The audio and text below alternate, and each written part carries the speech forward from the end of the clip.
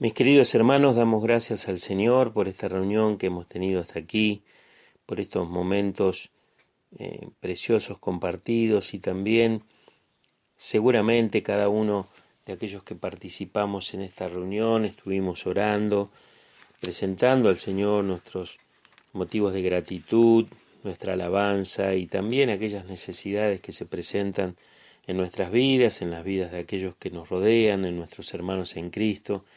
En fin, poder estar orando unos por otros y de esa manera también obedecer el mandato del Señor de que oremos y que realmente estemos pensando en Él cada vez que tenemos que tomar decisiones o que estamos en alguna situación en la cual es tan importante la oración antes que cualquier otra cosa.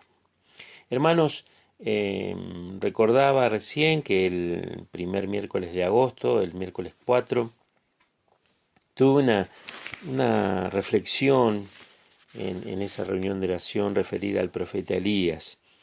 Dije en esa ocasión que hay interesantes lecciones de fe, como le llamo yo, en la vida de este profeta, de este hombre de Dios, que tenía, como dice la palabra de Dios en Santiago, pasiones semejantes a las nuestras, es decir, momentos en los cuales él seguramente padeció necesidad, momentos en donde a lo mejor estaba triste, tal vez estaba angustiado por lo que le tocaba vivir, pero también momentos de bendición, de ver la gloria de Dios manifestada en su propia vida a través de la obra que hacía el Señor, ¿no?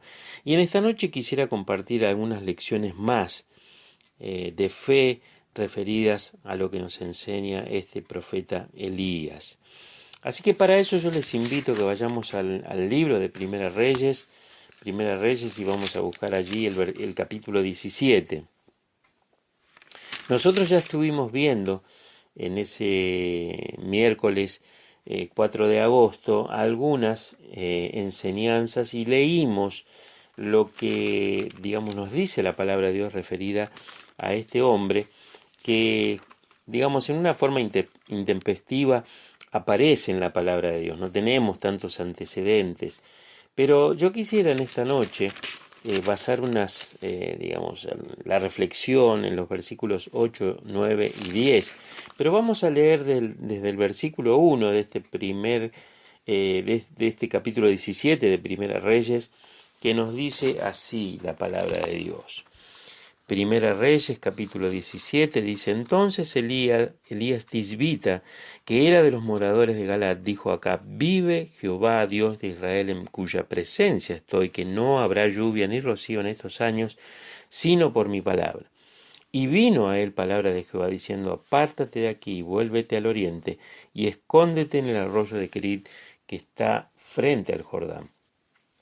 Beberás del arroyo, y yo he mandado a los cuervos que te den allí de comer. Y él fue e hizo conforme a la palabra de Jehová, pues se fue y vivió junto al arroyo de Kerit, que está frente al Jordán. Y los cuervos traían pan y carne por la mañana, y pan y carne por la tarde, y bebía del arroyo.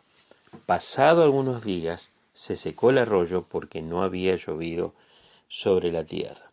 Bien, en forma sintética, lo que podemos recordar es de que justamente el Estado de Israel era una nación caótica que estaba alejada de Dios, entregada a los dioses paganos, y encima tenían un rey y la esposa del rey que eran ambos se habían dedicado al paganismo. Ellos habían dejado, mejor dicho, Acab había dejado a Jehová y se había casado con esta reina Jezabel, que, digamos, estaba dedicada al paganismo, a adorar dioses falsos y a tener un carácter firme con su marido, el rey, y de esa forma nosotros podemos ver, ¿no?, que el resultado para esa nación fue un caos y una disciplina de parte del Señor. Y esa disciplina vino a través de una gran sequía. Y el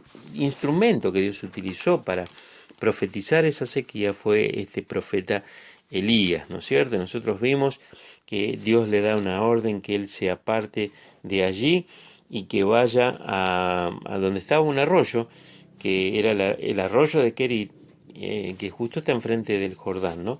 Y dice la palabra de Dios, lo que hemos leído, que él se ocuparía, el Señor se ocuparía de sustentarle, tanto darle comida por la mañana y por la tarde, y él podría beber agua desde el arroyo, ¿no es cierto? Hasta que un momento el arroyo se secó, porque obviamente al no llover ya no caían esas aguas de, digamos, de las laderas de las montañas y de la zona de allí, y el arroyo terminó secándose, ¿no? Y bueno, vimos cómo aún la misma palabra que este hombre Elías, hombre de Dios, profetizó, se cumplió en su propia vida, porque aún él vio el efecto de la falta y la escasez de agua, ¿no? Pero hoy vamos a ver algunas lecciones en los versículos que siguen, 8, 9 y 10. Y dice así la palabra de Dios, el versículo 8, 9 y 10. Vino luego a él palabra de Jehová, diciendo, levántate, vete a Sarepta de Sidón y mora allí. He aquí yo he dado orden allí a una mujer viuda que te sustente. Entonces él se levantó y se fue a Sarepta. Y cuando llegó a la puerta de la ciudad, he aquí una mujer viuda que estaba allí recogiendo leña. Y él la llamó y le dijo, te ruego que me traigas un poco de agua en un vaso para que beba. Es interesante que, digamos, Sarepta, que es el lugar donde el Señor lo manda a Elías a ir, significa, esta palabra Sarepta, que era el lugar donde Elías debía ir, significa refinar. Y procede de una raíz que significa crisol, es decir, el lugar donde se funden los metales. Allí le esperaba a Elías no sólo una nueva prueba para su fe, sino el refinamiento de esa fe, porque el cometido del crisol es separar la escoria del oro puro, ¿no? La experiencia que le esperaba al profeta era dura y desagradable para la carne, por cuanto ya no más de entrada ir de Querit, donde él estaba, ahí donde estaba el arroyo, a Sarepta, requería un viaje de unos 140 kilómetros a través del desierto, ¿no?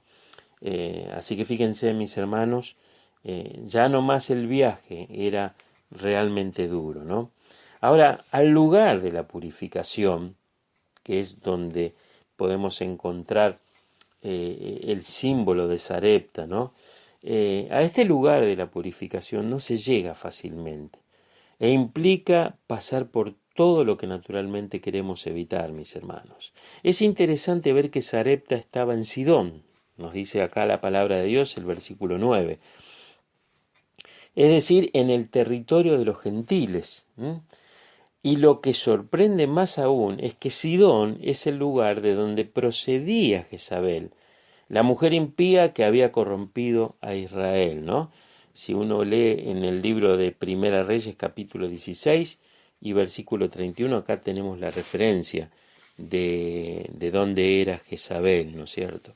Ahora, los caminos de Dios son a veces muy extraños. Sin embargo, son ordenados con infinita sabiduría. Como decía Matthew Henry, para mostrar a Jezabel la impotencia de su maldad, Dios encontró un escondite para su siervo en su mismísima tierra. Y realmente, mis hermanos, ¿no? Cómo son los caminos insondables del Señor y cómo Él realmente preparó todo esto, ¿no? Y hermanos amados, creo que las lecciones de fe que podemos aprender en la historia de Elías nos van sorprendiendo a medida que avanzamos, ¿no es cierto?, en este relato bíblico.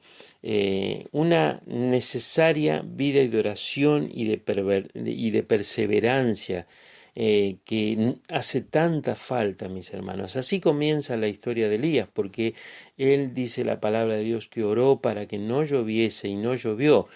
Y como vimos la vez anterior, seguramente unos 6 meses antes de que realmente se produjera esa sequía, él ya venía orando, esa sequía en todo Israel, él ya venía orando para que Dios obrara, ¿no? Y cuánto necesitamos de esa vida de oración y de esa oración perseverante, ¿no es cierto? Y después vino la enseñanza de Querit, ¿no es cierto? Ese lugar donde Elías era alimentado, donde él podía beber del agua, digamos, para poder subsistir, para poder vivir, ¿no es cierto? Y es un lugar, Querit, digamos, donde uno puede ver que Dios se mueve de maneras extrañas, ¿no es cierto? Como vamos a ver ahora en unos instantes en toda esta historia, ¿no es cierto? Ahora dice el versículo 9 de este capítulo 17, yo he dado orden allí a una viuda que te sustente. Ahora, veamos a quién, digamos, selecciona a Dios para refugiar a Elías. No era un rico mercader ni uno de los hombres principales de Sidón, sino una pobre viuda sola y necesitada, quien fue predispuesta y capacitada para atenderlo, mis hermanos. Este es generalmente el modo de obrar de Dios. Él usa y honra lo necio del mundo para avergonzar a los sabios y lo débil del mundo para avergonzar a lo fuerte, dice 1 Corintios capítulo 1 y versículo 27. Y todo esto Él lo hace para su gloria, mis hermanos. Lo hace para su gloria, ¿no? Recordemos que cuando comentamos acerca de los cuervos que llevaban el pan y que llevaban carne al profeta mientras él permanecía junto al arroyo, vimos la soberanía de Dios y lo extraño de los instrumentos que a Dios le agrada y le agradó en ese caso usar, mis hermanos. Y la misma, digamos, verdad se ilustra aquí, ¿no es cierto? Una pobre viuda, encima una gentil, y encima viviendo en Sidón, la tierra de Jezabel. No es extraño que el proceder de Dios con nosotros sea totalmente opuesto a lo que esperamos, mis hermanos. El Señor pide de nosotros confianza implícita y sumisión sin reserva. Cuando Querit se seque, se abrirá Sarepta. Fijémonos que Dios no envió a Elías a un río, sino a un arroyo. No a alguien rico y de grandes recursos, sino a una pobre viuda de escasos medios. El Señor quería que su siervo siguiera dependiendo de Él y de su poder y de su bondad, mis amados hermanos. Y deberíamos aprender esto para no estar ansiosos acerca del futuro. Dice Dios en su palabra, no temas porque yo estoy contigo, no desmayes porque yo soy tu Dios que te esfuerzo, siempre te ayudaré, siempre te sustentaré con la diestra de mi justicia. Qué precioso texto de Isaías 41:10, ¿verdad? Es maravilloso ver lo que Dios hizo en ese momento con Elías y de la misma manera como Él quiere que nosotros esperemos, descansemos, confiemos en Él, ¿no? Y el versículo 10 dice, entonces Él se levantó y se fue a Sarepta, ¿no? Elías dio prueba de ser verdaderamente el siervo de Dios, porque el camino del siervo es la senda de la obediencia. El que abandona el camino deja de ser siervo, mis amados. El siervo y la obediencia están ligados de manera inseparable, como el obrero y su trabajo, ¿no? Entonces uno se pregunta, ¿cómo puedo ministrar las cosas santas de Dios si no ando por el camino de la obediencia? El apóstol Pablo lo presenta así, ¿no? En Romanos alguna vez estudiamos sobre esto. Tú pues que enseñas a otros, ¿no te enseñas a ti mismo? Tú que predicas que no se ha de hurtar, ¿hurtas? Romanos capítulo 2 y versículo 21, ¿no? El principio, hermanos, aquí es el llamado al autoexamen. Si predicas que Dios ama la verdad en lo íntimo, ¿eres fiel a tus palabras? Tú que enseñas que debemos procurar lo bueno delante de todos los hombres, ¿tienes deudas que no pagás? Vos que estás exhortando a los creyentes a orar sin cesar, ¿pasás tiempo en el lugar íntimo con el Señor orando? Entonces, dice este versículo 10, Elías se levantó y se fue a Sarepta. Elías no tuvo inconveniente, sino que hizo lo que se le mandaba. El Señor no dio a Elías más información acerca de su futura residencia y sustento, mis hermanos. Solamente le dijo, tenés que ir a Sarepta y allí una viuda te va a sustentar. Poco, casi nada, podríamos decir así, ¿no? Y nosotros deberíamos pensar en tiempos de escasez, ser profundamente agradecidos al Señor de que provea para nosotros dejando en sus manos el modo de hacerlo, ¿no? A veces uno está preocupado, está ansioso de lo que va a ser del día de mañana o de lo que puede ser el futuro, ¿no? Pero qué importante, porque acá vemos que Elías vivía en ese día a día dependiendo del Señor, ¿no? Y cada paso que él daba, el Señor le iba abriendo un camino, pero no le daba mucha información, ¿no es cierto? Y si el Señor se compromete a guiarnos, debe bastarnos que lo haga paso a paso, mis hermanos. Es raro que Dios nos revele mucho por anticipado. En la mayoría de los casos sabemos poco o nada de antemano, ¿no es cierto? ¿Cómo puede ser de otro modo si es que andamos por fe?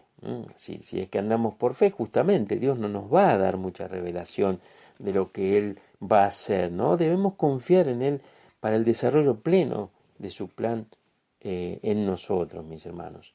Pero si andamos de verdad con Dios, ajustando nuestros caminos a su palabra, Él hará que las cosas sean gradualmente más entendidas. Su providencia aclarará nuestras dificultades, mis hermanos. Y lo que ahora no sabemos, lo sabremos más adelante. Esto es lo que le pasó a Elías. Este fue su caso, ¿no? Y dice el mismo versículo 10, y cuando llegó a la puerta de la ciudad, he aquí una mujer viuda que estaba allí recogiendo leña. Elías no había recibido ninguna referencia acerca del lugar donde vivía esa viuda, pero Dios ordenó sus pasos para encontrarla a la entrada de la ciudad. Y necesitamos cultivar el hábito santo de ver la mano de Dios en todo lo que nos sucede, mis hermanos. Y cuando llegó a la puerta de la ciudad, he aquí una mujer viuda que estaba allí. Y acá vemos un principio también, una lección de fe, que cuando Dios obra, siempre lo hace de manera doble, ¿no? Y hay algunos ejemplos que seguramente ustedes recordarán que son muy valiosos para ejemplificar esto, ¿no es cierto? Ustedes recuerdan cuando Jacob envía a sus hijos a Egipto en busca de comida en tiempo de escasez. Bueno, José es movido a dársela. O cuando los espías de Israel entran en Jericó, hay una Rahab esperando para protegerlos, ¿no? Cuando Mardoqueo pide al Señor que libre a su pueblo amenazado, Asuero es vencido por el insomnio y de alguna forma es obligado a buscar en los libros de las memorias y favorecer a Mardoqueo y sus compatriotas, ¿no? ¿Recuerdan esto también? Lo mismo que cuando el etíope desea entender la palabra de Dios, es enviado Felipe para interpretársela, digamos, ¿no? O cuando Cornelio pide en oración conocimiento del Evangelio, Pedro es enviado a predicarle, ¿no? ¿Qué estímulo hay para nuestra fe en estos ejemplos, mis hermanos? Dios obra de maneras maravillosas y siempre lo hace con más de un beneficio, siempre trata de que esa bendición recaiga en una forma compartida, para nosotros y para otros que quizás son los que nos ayudan, o viceversa. Realmente, mis hermanos, es maravilloso pensar en lo que Dios hace con nosotros. Bueno, hasta aquí, hermanos, estas lecciones de fe. Vamos a continuar viendo otras lecciones de fe, pero que hoy nos podamos ir llenos de la palabra de Dios, con este ejemplo maravilloso de Elías, un hombre que, como dije al principio, era un hombre que tenía pasiones semejantes a las nuestras, pero dice la palabra de Dios que él oró y no llovió, y después volvió a orar y volvió a llover. Así que nosotros también podemos entrar en esa dimensión de buscar al Señor en fe, en confianza, en dependencia, en vivir día a día con el Señor. Así lo hizo Elías, y él fue bendecido y fue prosperado en todas las cosas, a pesar de las dificultades, porque él tuvo que aprender, mis hermanos, tuvo que aprender a depender del Señor, justamente cuando Dios muchas veces a través de dificultades y de necesidades Él le enseñaba. Bueno, el Señor nos bendiga, mis hermanos, y que nos podamos gozar en esta palabra de Dios. Bendiciones, amados.